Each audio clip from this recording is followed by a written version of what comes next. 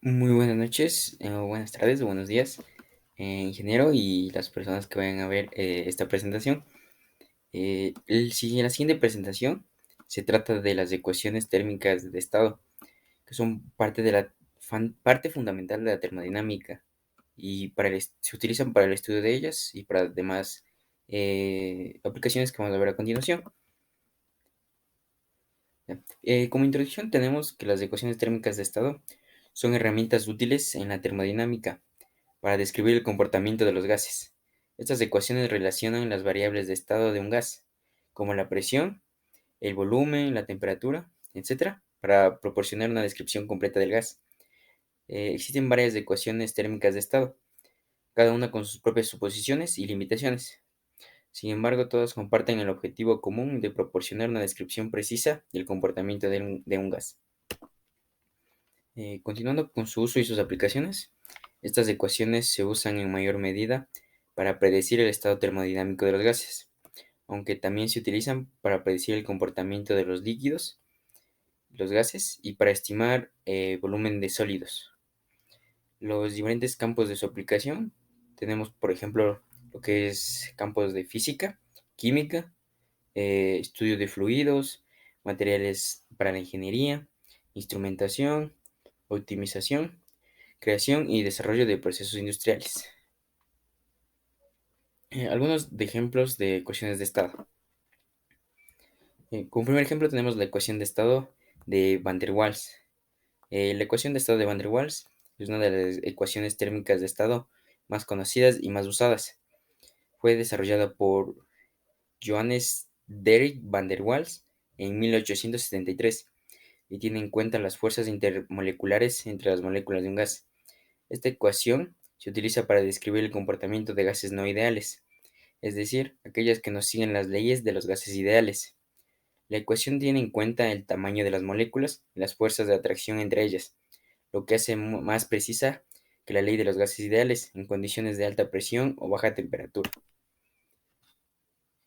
Esta es la expresión de la ecuación de Van der Waals, donde P es la presión del gas, B es el volumen específico del gas, R es la constante de los gases y T es su temperatura. Y como sin ejemplo tenemos la ecuación de estado de Penn-Robinson.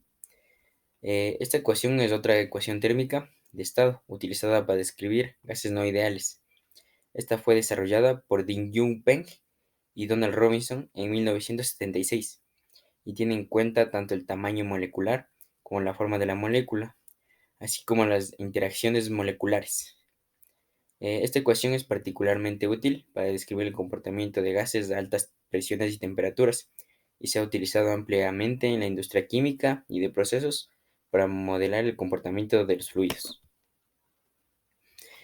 Esta es la que se ve en pantalla, es la ecuación de Penn-Robinson. Y siguiendo con otro ejemplo, tenemos la ecuación de estado de Zhou-Redlich-Wong. La ecuación de estado, esta ecuación de estado es una variante de la ecuación de Redlich-Wong que tiene en cuenta la forma molecular y las interacciones moleculares. Fue desarrollada por Giorgio Schwab en 1972. Esta se utiliza para describir el comportamiento de gases y líquidos no ideales, y es especialmente útil para describir mezclas de componentes diferentes. Se ha utilizado ampliamente en la industria química y de procesos para modelar el comportamiento de los fluidos. Esta es su ecuación. Y como conclusión sobre estas ecuaciones, tenemos que las ecuaciones térmicas de estado son herramientas esenciales en la termodinámica para describir el comportamiento de los gases.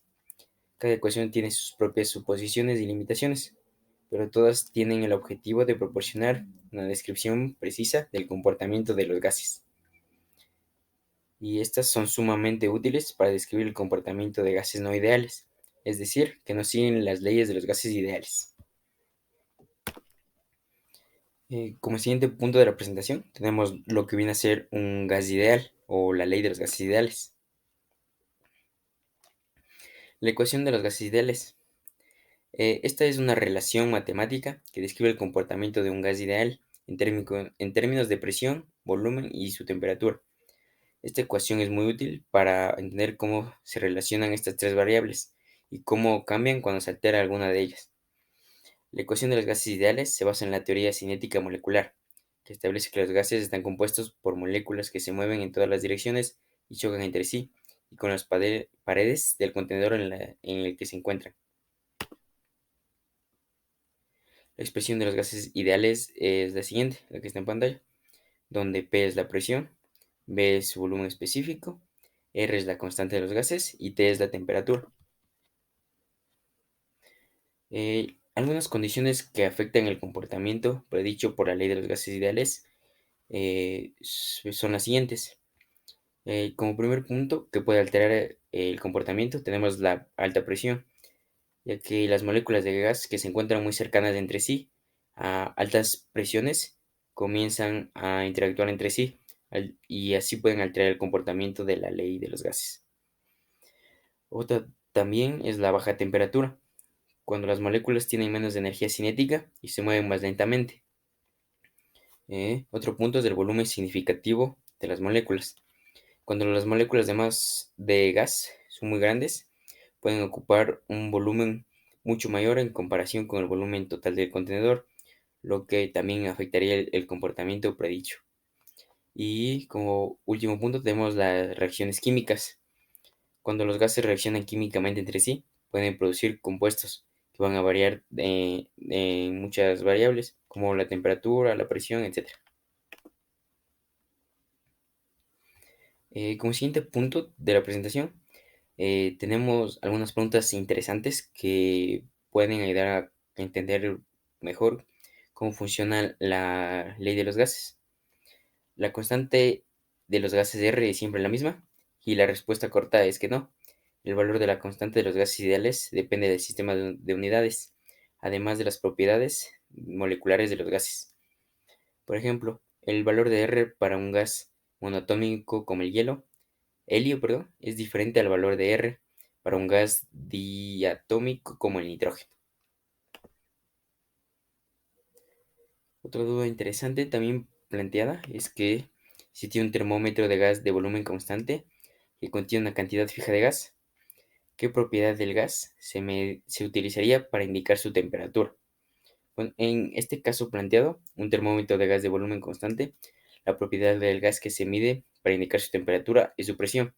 Este tipo de termómetro se basa en la ley de Charles y Gay-Lussac, que establece que un volumen constante, la presión de un gas es directamente proporcional a su temperatura absoluta.